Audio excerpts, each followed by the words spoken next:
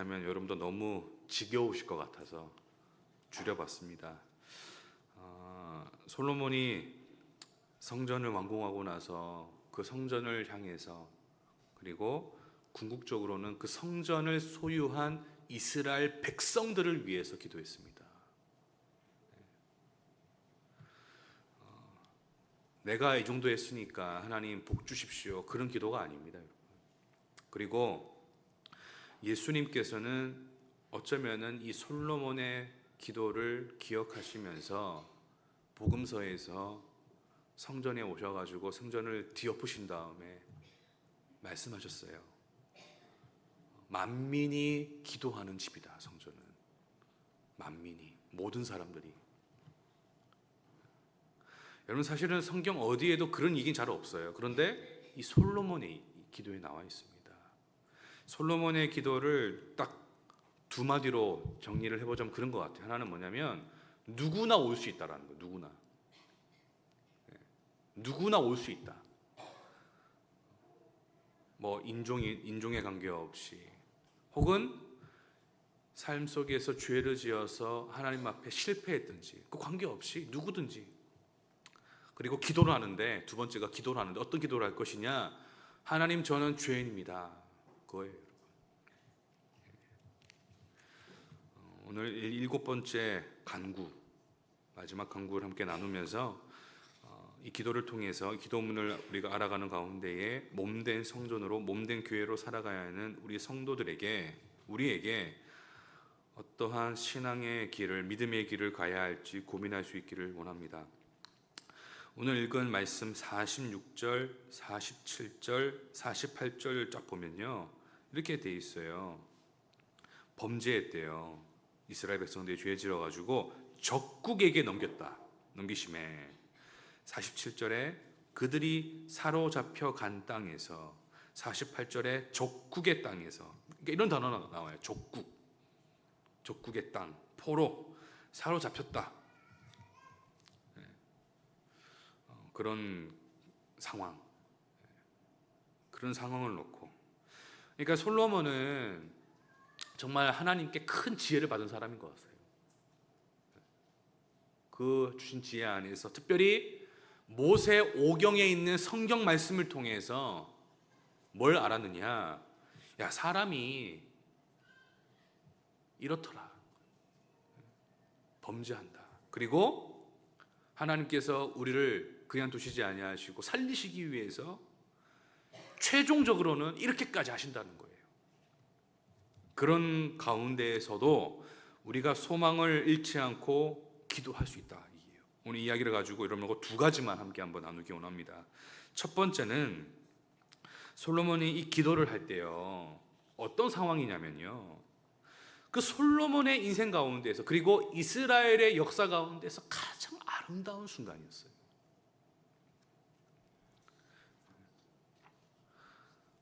그러니까 어떤 위기, 어려움, 고난을 생각할 수도 없는 시대였어요.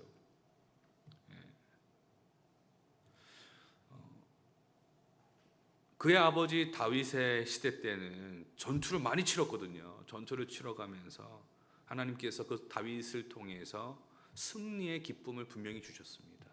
그리고 궁극적으로는 하나님께서 가나안 땅을 완전히 정복하시는 그 말씀을 이루셨어요.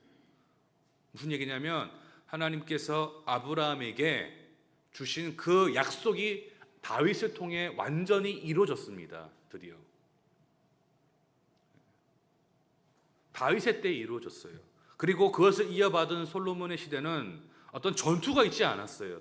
어떤 전쟁이 있지 않았습니다. 그런 게 아니라 이제 하나님이 주신 지혜 안에서, 또한 그 은혜 안에서 다스려 나가는데 엄청난 영광의 시기를 이제 보냅니다. 솔로몬이 이 성전을 짓는 가운데에, 또 왕궁을 짓는 가운데에 주변 나라들이 적극적으로 도와줘요. 왠 줄 아세요?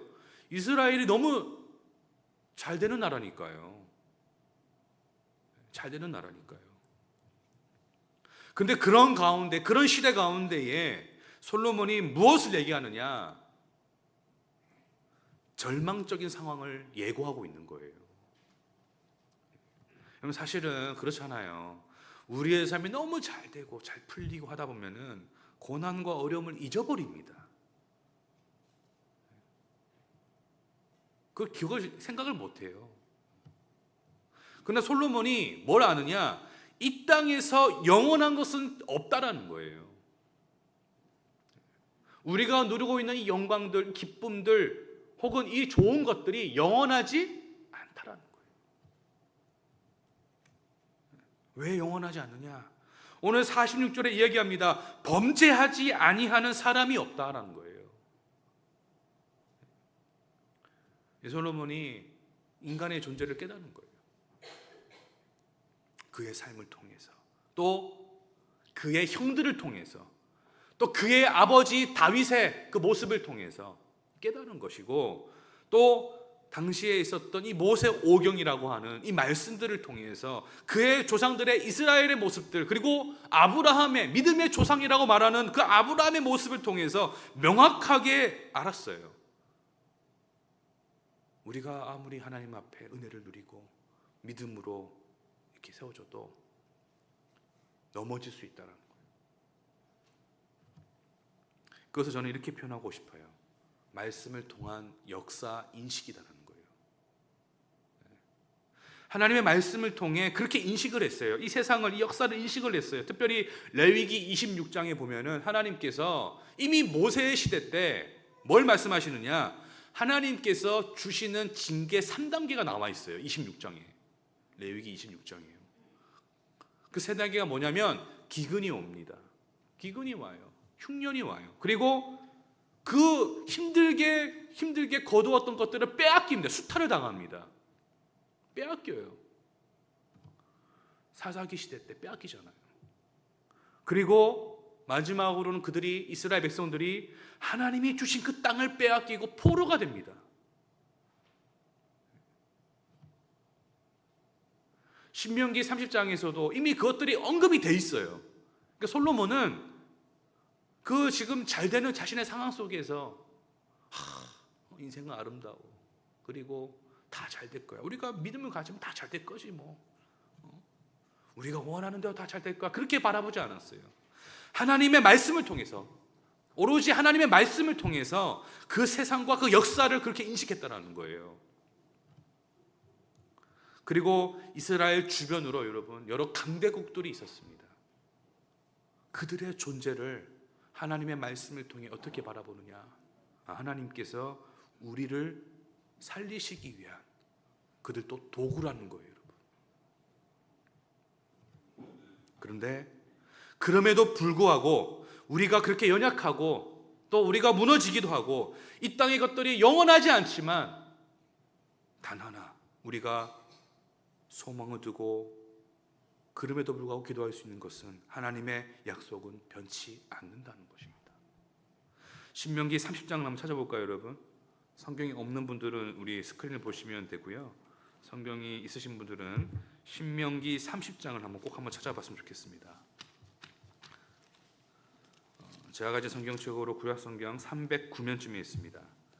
309면쯤에 신명기 30장 1절에서 5절에 있는 말씀, 구약성경 309면입니다. 신명기 30장 1절에서 5절까지 말씀 한번 다 같이 한번 읽어보겠습니다. 시작.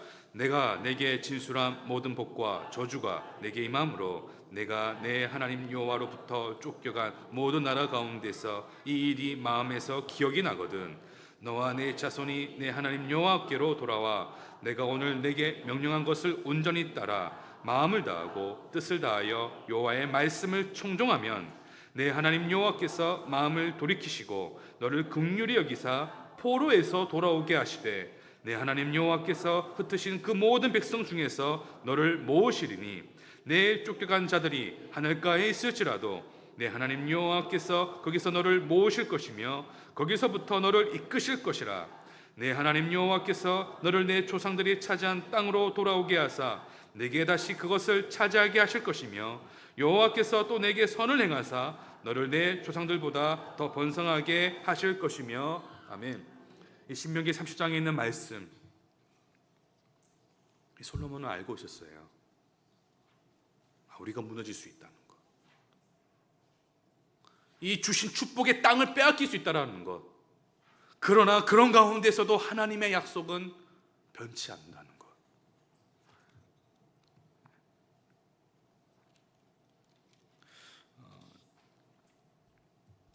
그러한 믿음이 저와 여러분에 있기 원합니다. 당시에는 소위 말하는 신앙적인 물품이 없었어요. 개인이 휴대할 수 있는 예를 들면 언약궤가 있긴 하지만 그 언약궤를 막 볼 수가 있는 게 아니거든요. 지성소 안에 있으니까요. 그리고 여러분, 성경책이라고 하는 것이 당시에는 이때 기준으로 보면은 이 갈대로 만든 이 파피루스 혹은 이 동물의 가죽으로 이제 양피지라 해가지고 그렇게 성경을 쓴 것으로 기록한 것으로 우리가 알고 있는데, 그걸 여러분 휴대할 수가 없어요. 갖고 다닐 수가 없어요. 이런 거죠, 여러분. 우리 교회 예배당이 이렇게 지금 있는데 이 예배당의 절반 정도가 있다면은 절반 정도 크기에 이사야서 하나가 다 들어가요. 그렇게 생각하시면 돼요.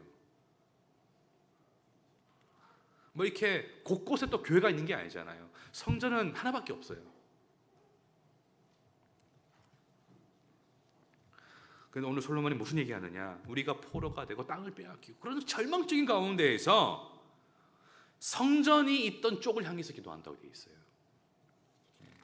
성전이 있는 쪽을 향해서. 이게 무슨 얘기냐면은 우리가 이스라엘 땅, 이 하나님의 땅을 넘어서서 우리가 사로잡혀서 끌려가게 될 적국의 땅, 그게 뭡니까? 다른 종교를 믿는, 다른 신들을 섬기는 그곳에서도 하나님이 나와 함께 하심을 믿고 성전을 향해서 기도하라고 얘기합니다. 특별히 46절에 보시면 이렇게 돼 있어요. 내가 주의 이름을 위하여 건축한 성전 있는 쪽을 어떻게 46절에 있는 쪽을 향하여. 여러분 다시 돌아오셔야 됩니다. 돌아오셔야 됩니다. 열왕기상 8장으로 다시 돌아오시기 바랍니다. 성전이 있는 쪽을 향하여 되네. 향하여. 이 향하여가 어떤 뜻이냐면은 히브리어로 데레크라가 돼 있어요. 데레크인데 이게 뭐냐면 길 혹은 삶의 방식, 인생의 방향, 이런 의미를 갖고 있어요. 이게 무슨 얘기냐면은 여러분, 세상의 어떤 가치관과 세상의 어떤 힘들을 버리고 내 삶을 돌려서 꺾어서 내 인생의 길을 하나님께 두겠다라는 거예요. 처절한 믿음의 고백입니다, 여러분. 왜 그렇게 할 수 있느냐? 하나님의 약속이 변치 않기 때문에 그렇습니다. 두 번째는 여러분하고 나눌 이야기는 이런 거예요. 여러분, 믿음의 백성들, 믿음의 나라가 망한다고 하는 것은 여러분, 이건 너무 큰 충격적인 일입니다. 우리 이렇게 생각할 수 있어요. 야, 우리도 옛날에 망해본 적이 있지 않느냐? 나를 빼앗긴 적이 있지 않느냐? 비슷하다고 우리가 생각할 수 있잖아요, 여러분. 가끔씩 우리가 이스라엘의 역사하고 우리나라의 역사를 비교하는 사람도 있거든요. 비슷한 것 같다고. 물론 그렇게 볼 수도 있겠죠. 근데 여러분, 우리가 예전에 일본에 의해서 나라를 빼앗겼습니다. 참 안타까운 일이죠. 근데 그거하고 이스라엘이 땅을 빼앗기는 거는 좀 다른 이야기예요, 여러분. 왜 그러냐면은 이 이스라엘 백성들은요, 그 땅이 어떤 땅이냐면은 하나님이 선물로 주신 땅입니다. 하나님의 약속으로 주신 땅이에요. 근데 그 땅을 빼앗긴다는 것은 상상조차 할 수 없는 일이에요.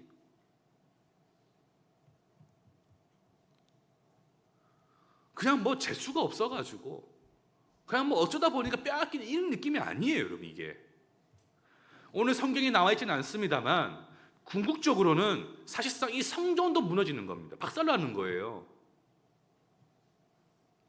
이게 뭐냐면은 이런 거예요, 여러분. 우리가 땅을 빼앗겼으니까 다시 땅을 찾자, 이런 개념이 아니라, 아니 우리가 보통 나라가 아니라 하나님의 부르심이 있는 나라인데 어떻게 땅을 빼앗길 수 있느냐? 하나님이 주신 그 약속의 땅을 빼앗길 수 있느냐?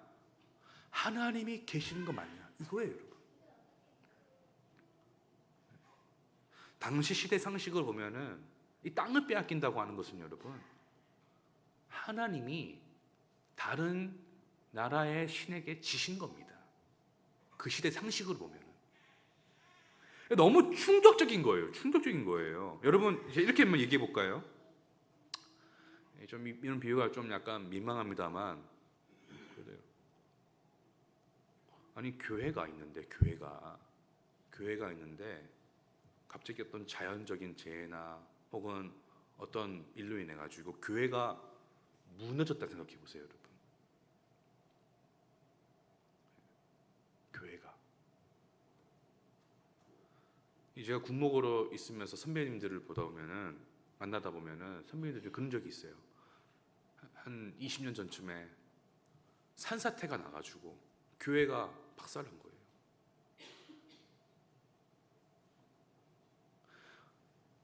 교회를 안 다니는 신앙이 없는 간부들이 그 이야기 들었을 때는 그냥 건물이 무너졌구나 생각할 거예요. 그런데 사실은 목사인 저의 입장이나 혹은 교회를 다니는 신앙인들의 입장은 다릅니다, 여러분. 건물이 무너진 정도가 아니에요. 뭐냐면 뭐야? 아니 하나님이 계시는데 왜 이런 일이 일어나지? 그런 마음이 들 수밖에 없는 거예요. 너무 큰 충격이라는 거죠, 말은 여러분. 여러분 누군가가 여러분 앞에서, 요즘은 그러지 않습니다만 그래도 여러분 앞에서 누군가가 성경책을 찢어버리고 불에 태운다 생각을 해보세요, 여러분. 어떤 마음이 드세요? 그러니까 책 한 권이 사라진 겁니까? 옛날에 어른들 중에 그랬거든요. 제가 어렸을 때 봤어요. 예수님 믿는다고 하니까 성경책을 찢어버리고 불에 태워버리더라고, 진짜 여러분. 저는 그 모습을 보는데 너무 충격이었어요, 어렸을 때요. 이런 거예요. 책 하나가 사라진 게 아니라 제 신앙이 흔들리더라고요. 아니 하나님이 계시는데.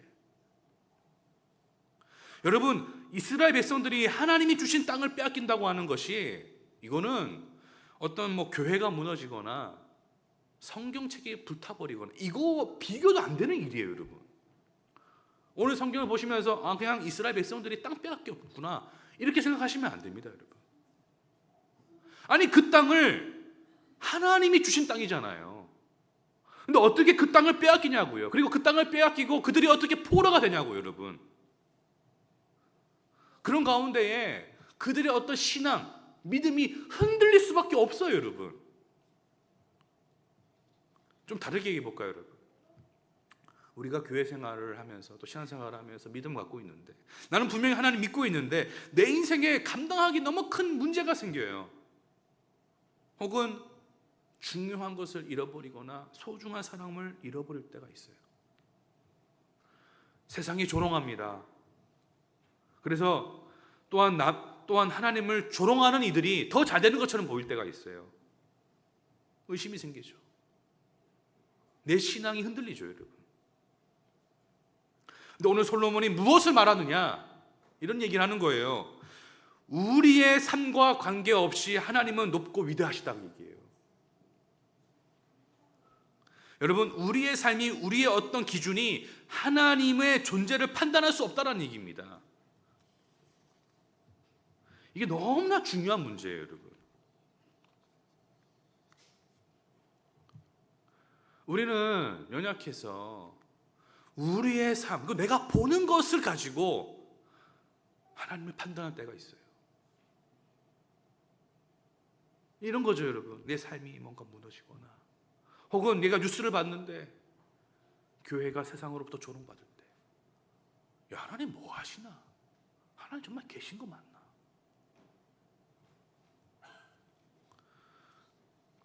여러분, 우리의 삶으로 하나님을 판단할 수가 없습니다. 그런데도 우리가 그렇게 할 때가 너무 많이 있다는 거예요. 오늘 솔로몬이 무슨 얘기를 하느냐? 우리가 땅을 빼앗길지라도, 우리가 포로가 되어서 세상으로부터 조롱을 받을지라도 그 삶을 가지고, 그 역사를 가지고 하나님을 판단하지 말라는 거예요. 46절에 이렇게 이야기합니다. 46절의 중반에 주께서 그들에게 진노하사 그들을 적국에게 넘기시매. 그 높고 위대하신 하나님께서, 능력의 하나님께서 때로는 그 능력으로 우리를 흔드신다는 거예요. 그런데 그 흔듦을 당하는 우리의 삶을 통해서 하나님을 판단하지 말라는 겁니다. 47절, 48절에서 이야기하지 않습니까? 그들이 사로잡혀간 땅에서, 48절에 자기를 사로잡아간 적국의 땅에서, 뭔 얘기입니까 여러분? 우리의 땅이, 이스라엘의 그 땅과 그리고 그 성전이 우리의 신앙의 본질이 아니라는 거예요. 우리의 상황과 우리의 처지가 본질이 아니라는 것입니다. 우리가 바라보는 우리의 어떤 역사가 본질이 아니라는 거예요. 우리는 끊임없는 그런 유혹에 빠져요. 내 삶을 가지고, 우리의 어떤 내가 바라보는 역사의 시선을 가지고 하나님이 계시나 안 계시나, 마치 우리의 삶이, 내가 바라본 우리의 역사가 본질인 것 같아요. 그러나 여러분, 그것이 본질이 아니라는 겁니다. 성경은 이야기합니다. 창세기에서 하나님이 이 세상을 창조하셨답니다. 여러분, 우리는 지음받았습니다. 어떻게 지음받은 피조물인 우리가 우리의 삶으로 창조주 하나님을 판단할 수 있냐라는 거예요. 오늘 솔로몬이 그 이야기하는 거예요. 여러분, 우리의 삶이 흔들릴지라도, 내 뜻대로 되지 않을지라도, 우리의 삶이 세상으로부터 조롱을 받을지라도, 여러분, 그것이 본질이 아닙니다. 하나님은 여전히 위대하신 분이시고 그 하나님께서는 우리를 향해서 붙들고 계십니다. 한 가지 이야기를 통해 마무리하겠습니다. 저는 서울시 광진구에 있는 통합교단에 있는 장신대를 다녔습니다.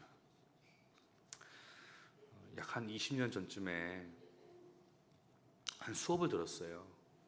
그 수업 때 당시에 역사신학을 가르치시던 이은혜 교수님이라고 계셨어요. 여자 교수님이 계셨는데, 이분은 이제 정교수는 아니고 초빙 강사로 오셔가지고 강의를 해주셨어요. 그분이 해주셨던 이야기가 20년이 지나도 지금도 기억이 나요. 여러분께 그 얘기 한번 해보겠습니다. 이 교수님이 미국에서 공부하셨거든요. 미국에서 이제 유학 가가지고 신학을 이제 공부하는데, 그 공부하는 기간 가운데에 역사적인 한 순간을 맞이합니다. 그게 바로 9.11 테러입니다. 2001년도 9월 11일 이슬람의 근본주의 세력이 미국을 테러했죠, 여러분. 저는 그때 중학생이었는데 계속 그 뉴스가 나오더라고요. 여러분, 우리가 좀 정확하게 이렇게 좀 얘기해 보자면은, 당시에 이 사람들이 항공기 3대를 납치했어요. 그래가지고 우리가 너무 잘 알고 있는 뉴욕 맨하튼에 있는 세계 무역 센터를 공격했습니다. 아마 그걸 많이 보셨을 거예요. 그리고 또 다른 곳들을 공격했습니다, 여러분. 그게 어디냐면은 워싱턴 국방부 펜타곤이에요, 여러분. 국방부가 공격당했어요. 그리고 세 번째는 실패했는데, 그게 바로 백악관이었습니다. 세계 무역센터 펜타곤 백악관은 어떤 곳이냐면은 미국의 정치, 경제, 국방의 핵심 시설이에요. 그 세 곳을 타격했어요. 이제 그 백악관은 실패했지만, 그때 그 일이 일어나고 나서 미국인들이 분노가 되게 심했다는 거예요. 다 그럴 수밖에 없죠, 여러분. 그래서 당시에 유학생들에게 어떤 이야기가 전파됐냐면은, 이분이 유학생이셨는데 밖에 나가지 마라. 지금 분위기가 너무 안 좋다. 이 당시 미국인들이 타국인들에 대한 이 분노가 되게 높아졌던 거예요. 그래가지고 이 당시 교수님도 무서워가지고 밖에 못 나가셨대요. 그러고 나서 이제 테러가 있고 나서 3일 후에 이제 추모 예배가 열려요. 국가적인 행사로. 그때 국가적 그 행사 그 예배에 누가 나오냐면은 빌리 그레함 목사님이 나오십니다. 지금은 이분이 고인이 되셨는데, 이분이 어떤 분이냐면은 당시에 미국, 좀 과하게 표현하면은 전 세계의 복음주의 교회 대표자 중에 한 명입니다. 이렇게 좀 쉽게 말해 볼까요? 미국 대통령이 취임하면은 이제 선서 같은 걸 하더라고요. 그 행사에 나가시는 분이세요. 근데 이분이 원래는 이제 좀 나이도 좀 연세가 있으시니까 사실 대중들에게 잘 안 나오셨대요. 그러다가 이 추모 예배 때는 이분이 나오셨대요. 그때 이 미국인들이, 그리고 특별히 신앙인들이 그 방송을 통해서 혹은 라디오를 통해 가지고 나오는 이 목사님의 그 이야기에 다들 귀를 기울입니다. 이런 상황에서 저분은 대체 무엇을 말할 수 있을까? 이런 가운데에서 저분은 우리에게 어떤 말씀으로 소망을 줄 수 있을까? 그런 마음으로 다 귀를 기울였어요.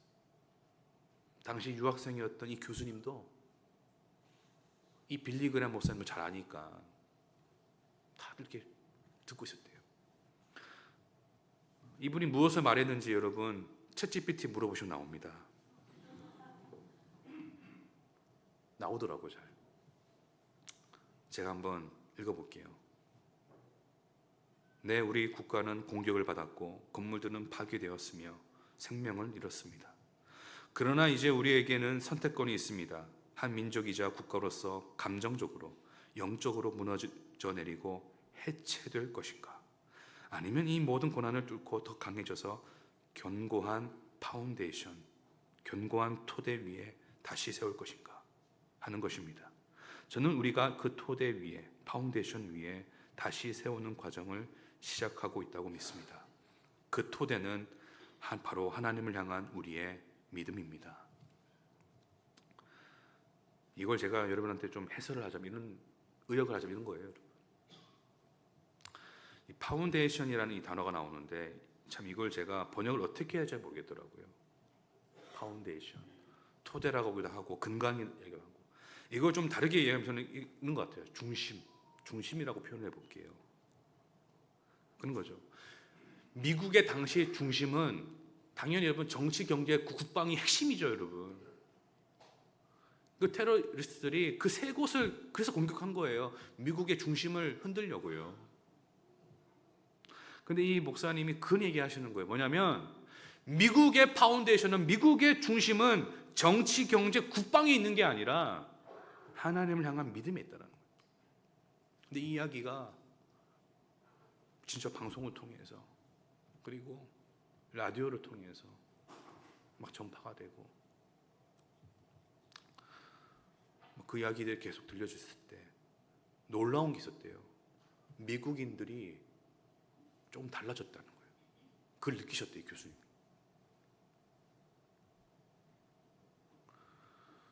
여러분, 우리의 삶이 흔들릴 수도 있습니다. 마치 이스라엘 백성들이 그 땅을 빼앗기는 것처럼, 포로가 되는 것처럼.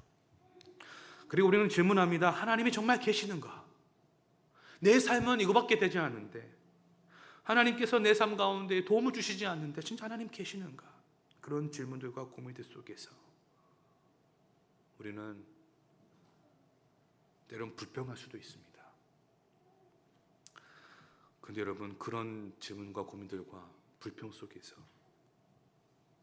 우리가 또 깨달을 수 있습니다.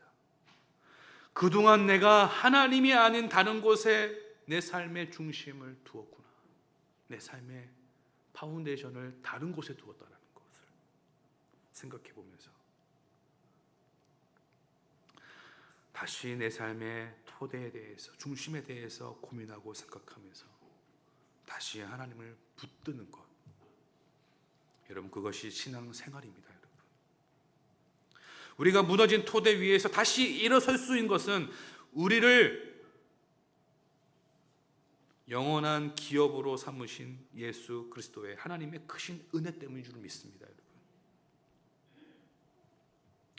사랑하는 성도 여러분, 여러분의 삶의 파운데이션은 어디에 있습니까? 하나님께 있습니까? 다른 곳에 있습니까? 여러분의 삶이 흔들릴 때에 여러분의 삶을 가지고 하나님을 판단하고 계십니까? 피조물인 우리가, 그리고 이 땅에 먼지로 지어진 존재가 크신 하나님을 판단할 수 없습니다. 우리가 붙드는 것은 그 하나님의 약속입니다. 그 영원하신 반석과 같은 그 약속인 줄을 믿습니다. 여러분, 그 말씀을 붙드시며 믿음을 갖고 살아가시는 저와 여러분 되기를 간절히 소망합니다. 오늘 주신 말씀을 생각하시면서 여러분 자신과 여러분의 가정과 또 주신 이 한 주간을 놓고 기도하기 원합니다. 하나님, 이 땅의 것들은 다 영원하지 않습니다. 그러나 하나님의 말씀은, 또한 하나님께서 우리를 붙드시는 그 사랑은 영원하다는 것을 다시 기억합니다. 하나님 또한 연약한 저희들의 삶을 통해서 하나님을 판단하지 않고 믿게 하여 주옵소서. 내 삶이 흔들지라도, 내 삶이 보잘것 없을지라도 하나님은 위대하시다는 것을, 그 위대하신 하나님께서 나의 아버지가 되시고 나를 붙들고 계신다는 것을 하나님 믿음을 주옵소서. 하나님, 그동안 저희들이 저희들 삶의 중심을 다른 곳에 두었습니다. 돈에 둔 적도 있고, 또 진급의 문제 앞에 둔 적도 있고, 또 세상이 말하는 그 세상의 영광에 둔 적이 있는데, 저희들의 삶의 중심은 그런 것이 아니라 하나님께 있음을 다시 돌이키게 달라고 주신 말씀과 여러분의 삶을 놓고, 가정을 놓고, 한 주간 일정을 놓고 함께 기도하며 나가겠습니다. 기도하겠습니다. 하나님 아버지, 하나님 아버지 붙들어 주시옵소서. 하나님 아버지 붙들어 주시옵소서. 하나님, 이 땅의 것들이 영원하지 않다는 것을 깨닫습니다. 오직 영원하신 하나님만을 붙들며 나아가게 하여 주시옵소서. 영원하신 하나님만을 붙들며 나아가게 도와주시옵소서. 하나님, 또한 저희들의 삶의 중심이 하나님 돈이었고, 또 다른 것이 있었습니다. 또 사람이 있었습니다. 그러나 하나님, 하나님께 믿음을 두며 살게 하여 주옵소서. 소망을 두며 살게 하여 주옵소서. 저희들의 삶의 중심이 하나님이심을 믿습니다. 하나님, 때로 저희들의 삶의 모습이 흔들릴지라도, 하나님 세상으로부터 조롱을 얻을지라도, 때로 하나님 우리가 숨기기에 비참해질지라도 하나님은 여전히 영원하시다는 것을 믿게 하여 주시옵소서. 하나님, 또한 그 하나님께서 저희를 향하신 하나님의 은혜와 사랑이 변치 않는다는 것을 믿게 하여 주시옵소서. 하나님, 저희들에게 믿음을 주시옵소서. 믿음을 주시옵소서. 하나님 붙들며 나아가게 하여 주시옵소서. 하나님, 한 주간의 삶을 놓고 기도합니다. 또한 저희들의 가정을 놓고 기도합니다. 오 하나님, 저희들을 붙들어 주시옵소서. 저희들을 붙들어 주시옵소서. 그래서 하나님, 그 하나님의 약속 위에, 하나님의 말씀 위에, 하나님의 은혜 위에 저희들의 삶의 토대가 세워질 수 있도록 하나님 역사하여